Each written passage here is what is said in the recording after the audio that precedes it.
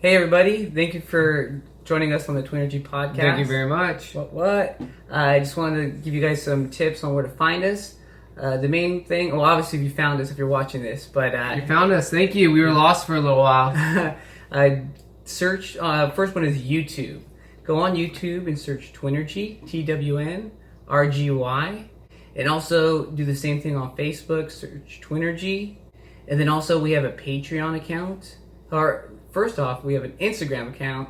Do it for the gram, y'all. Gram it up. Grammy season's coming up. Yeah, folks. Get those grams. Award-winning. Likes, comments, whatever. But yeah, search for us on Instagram. Search TWNRGY. And then also Patreon. We have a Patreon account. That website is www.patreon. And it'll be /TWNRGY. And on Patreon, you'll be able to see our videos, and you'll have an opportunity to contribute if you'd like, whether it's monthly or a one-time contribution. There is expenses that are factored into this, whether it's posting and other things of that sort. But if not, feel free to continue to watch us for free and enjoy the material that we put out.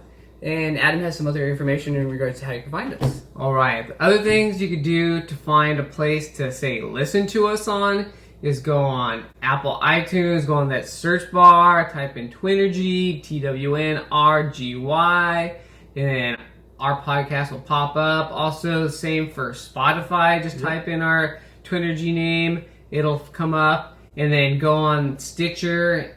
It'll come up and you'll find us, and you could download an app for Stitcher and Spotify on your phone. This way it makes it easy. You get there, on the go. Yeah, if you have Apple, it's already on the phone, I believe. Yeah, you already have the Apple iTunes app on there. So yeah, Apple, Android, whatever you have, what download your affiliation, just whatever site you find yourself on.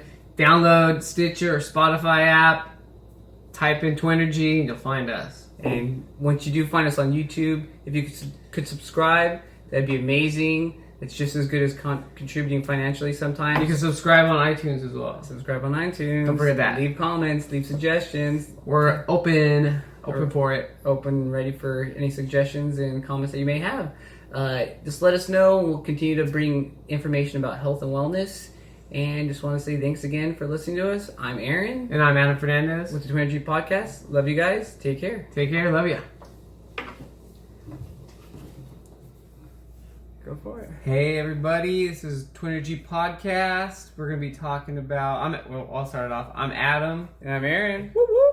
Woo woo. We're going to be talking about sensory deprivation tank. We did that. Or a float tank, if you heard that in those terms. Yeah, floating in a bunch of water with a bunch of salt. About 1,200 pounds of salt, to be honest. Yeah, yesterday, Aaron, myself, and our friend Matt went to Float Lab in Westwood and did the sensory deprivation tank, the float tank, whatever you want to call it. And it was cool. It's a fun experience. We've done the second time Adam and I have done it. It's been about 7 years since I last did it. Yeah, been about that long, since 2010, 2011. First time we did it at their Venice facility, which is cool. It's small, it's more intimate. There's right there on the beach. On the beach, so you kind of get that vibe as you're doing it, kind of feeding off the energy of the beach. But it was cool. The one at the beach is a lot smaller. There's two units, and the one that we went to has about 7. Yeah, 7 units. You start off, you have to press a button. They let you in. You go into an elevator, and you go downstairs to the basement. Or I should say, down the elevator to the basement. And I think we were the first people of the day. So it was us 3 and then 2 other random people. But it was cool. I kind of knew what to expect when doing it. Last time they had this little thing you stood on and it kind of shook you around a bit. Sort of oscillating machine. From the way they described it, it was a speaker that you stand on. You kind of hold the bars and it shakes you up. It breaks up all the oxygen bubbles that are in your body and your blood. So when you're in the water, you float better. You don't have all the gargling and gurgling of all your bodily fluids and gases that are inside. I felt all the gurgling and everything. Yeah, I felt it as well. I talked to Matt. Matt said he didn't really feel much of it, but I just felt as you're floating, like everything's just moving. Digesting. Yeah, even though we hadn't eaten anything since the night before, but... Yeah, so it's been a while, but... it's cool. You get in there, you watch a video, 7 minutes or something, just kind of walk you through what to do. All the instructions, get in, get out, bam. And so then you get in there, show you to your room. Each person has their own individual room. And no sharing float tanks, no funny business, hanky panky. But and so they ended up, you go there, you tell you to take a shower, get all any kind of soaps and everything off you.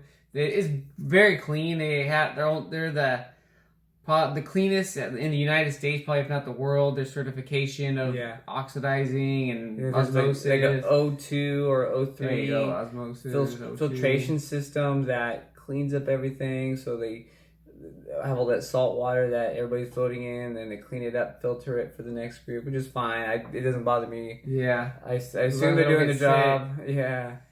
I 2 times did it, haven't got sick, but I felt maybe kind of like a little waterlogged or just whatever my nasal passages this morning. My ears, I think I had some salt. I think my ears were plugged with water, and this morning, overnight, they unplugged, and I had just salt caked up in my ear. Because it was clean last night when I went to bed, and I had salt in them this morning, so... Yeah, so it's cool. You take a shower, and you get in there, and shut the door. It's just... Actually, one thing you get in there, it's a little slippery. Yeah. I noticed just from all the salty, saline, whatever. And I just I think it's 12 inches of water. I think so. In there. It's about a 7 by 12 foot tank. Yeah, but otherwise, it was cool. It was fun. What'd you get from it? Just, I don't know. I just kind of gone there. I didn't really have anything what I wanted to think of. Just got in there and just relaxed and just kind of figure out which way I wanted to be in there, put my hands behind my head, and then just relax and started kind of seeing just a red fireball kind of thing and just kind of changing into different shapes. Kind of had my eyes closed. Pitch black in there. Yeah, your eyes don't adjust to any light because there's not even one little inkling of light beaming in. But it's relatively soundproof as well. They give you earplugs so you don't hear anything, so the water doesn't get in your ear, so you don't see anything. As dark as it is with your eyes closed, it's the same darkness with your eyes open. I kind of heard some closing of doors here and there, but it wasn't too. It wasn't like, oh man, you ruined my experience or anything. But yeah, just kind of seeing those kind of shapes, fireballs, and just kind of. Having just random thoughts. It's not, kind of some ideas also popped into my head and remembered by the end of it, and just kind of clearing my head and just thinking of stuff in the past, thinking about just life in general, thinking about the day before, and just seeing how it went and just kind of analyzing it. Sometimes you don't get that time to slow down and just think about life. Sometimes I know myself, I can just be going. On to the next thing. Bam, got that in the books. Next thing. Yeah, but no, it's cool. It's cool just kind of reset a little bit, clear my mind, and just relax and enjoy it after a busy day the night before. So what did you get out of it? It actually took me about half an hour to actually kind of... I was in there for about 2 hours, about the same. About the first half an hour, I was just thinking, like Adam said, about the day before, all the events that we did, hung out with our friends, John and Jessica, went to the Dodger game, so on and so forth, watched a movie. So all that stuff was just kind of looming in my head. I was trying to calm down, take deep breaths, and just kind of relax and be in the moment.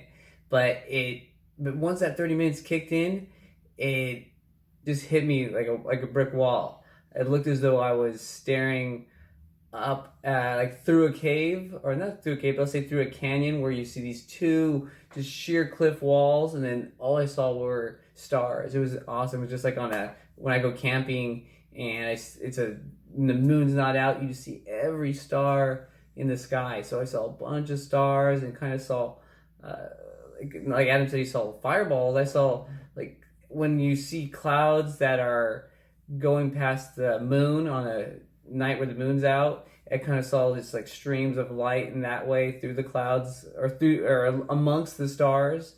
So, but then like Adam said, it brought me down, kind of calmed me down, because I didn't have the sensory of people talking, phone screens, TV, people talking again, as I said.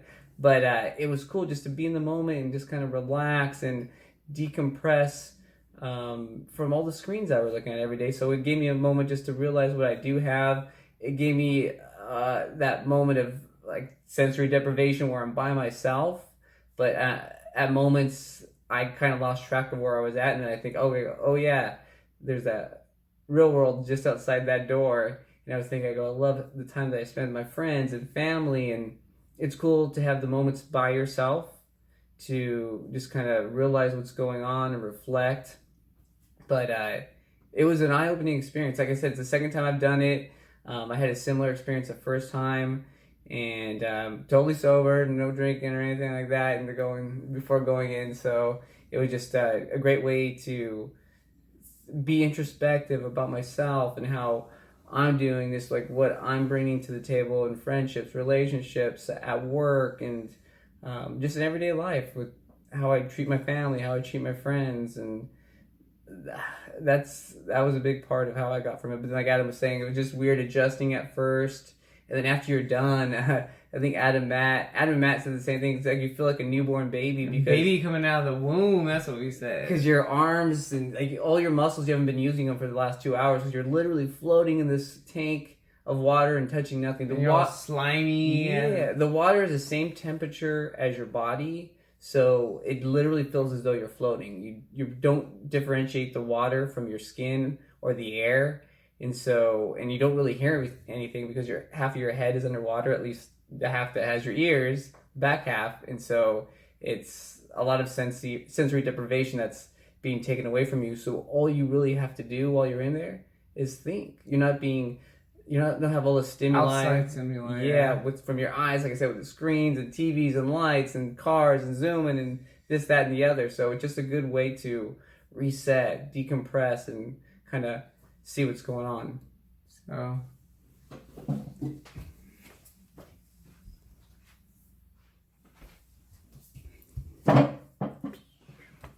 But yeah, it's a fun experience. One thing I was kind of imagining myself doing, floating in space with just complete nothingness and just kind of enjoying it. Like I said, I was just kind of hippie, chilling back and like just the Big Lebowski. That's exactly what I was gonna say. It's exactly like the Big Lebowski, just floating around and just hanging out with that little bowling ball in your arm. Yeah, just kind of felt that way. Just kind of wow. I was in the tank, floating around on a planet that's floating in the middle of nowhere, and it just kind of had that feeling of space and everything. It was interesting. It was cool. The cool thing is it's not very expensive. It's $40 a person. So if you want to get out there, go to Float Lab or find a different tank place by you. Yeah. It should be probably around the same amount of money. So it's fairly inexpensive, and it's just an experience nonetheless. And you don't have to be in the full 2 hours. You could leave earlier if you don't feel comfortable. And it's just something to try out and just kind of relax, decompress, and just kind of reset yourself. Yeah, it's good just to get out there, change of pace. I would not suggest it if you are claustrophobic, afraid of the dark, whatever the case. But it's an easy door. You just push it right open. You're not trapped in there. Nothing's locked. So it's completely safe. They worked out all the bugs. There's no issues. But I liked it for the fact that Adam and I have done it before. We've talked about it amongst ourselves in the past. But it was cool going with our friend Matt and getting his thoughts on it. The one thing he'd never done it before. He had never done it before. We talked about it for the longest time about doing it, but we finally got an opportunity for us all three to Made go. it happen. Made it happen. Do it. Get it done. Don't talk about it. Do it. So it was cool to talk to him about it, just how he felt. Him and I were discussing how it was awesome not to have that stimuli and just kind of, you just have the thoughts in your head and whatever your eyes are creating, if you have your eyes open, even though you're not seeing anything. So it's just interesting just to feel your thoughts, to think your thoughts, and kind of have like a little bit of time to focus on that in particular. Sometimes when we go in our room to rest, our quiet zone, and maybe sit in our car, there's so much stimuli because you hear other things walking around, driving around, flying around. Sirens, people, neighbors. There's always so much phone going on. Yeah, so there's always so much stimuli. So that's why this is a great opportunity if you're that type of individual that is introspective or just likes to try new things. It's fun. You learn a lot about yourself, and I think the more times you do it, and if you do it on a regular basis, Like I said, it's been 7 years since I last did it, so obviously I'm not doing it on a regular basis. But you can learn a lot about yourself and just kind of break away. And I love being around people. It just made me appreciate the fact that there's so many awesome people in this world that I love talking to, learning from, teaching, and learning and vice versa. So it just makes me appreciate people even more by going in there and trying it out. So yeah, that just kind of wraps it up. Wrap it up like a little burrito, veggie works. Get out there, try the sensory deprivation tank, and see if you like it or not. Maybe go back, do it again. If not, at least you tried it. But I'll be back. I'm gonna go. Yeah. Let's schedule it. Let's do it. Make it happen. Make it happen. This has been TWNRGY Podcast on sensory deprivation tanks, and hope you've enjoyed it. I'm Adam. I'm Aaron. If you have any questions, hit us up. We'll be happy to provide some answers. Have a good one. Take care. Bye.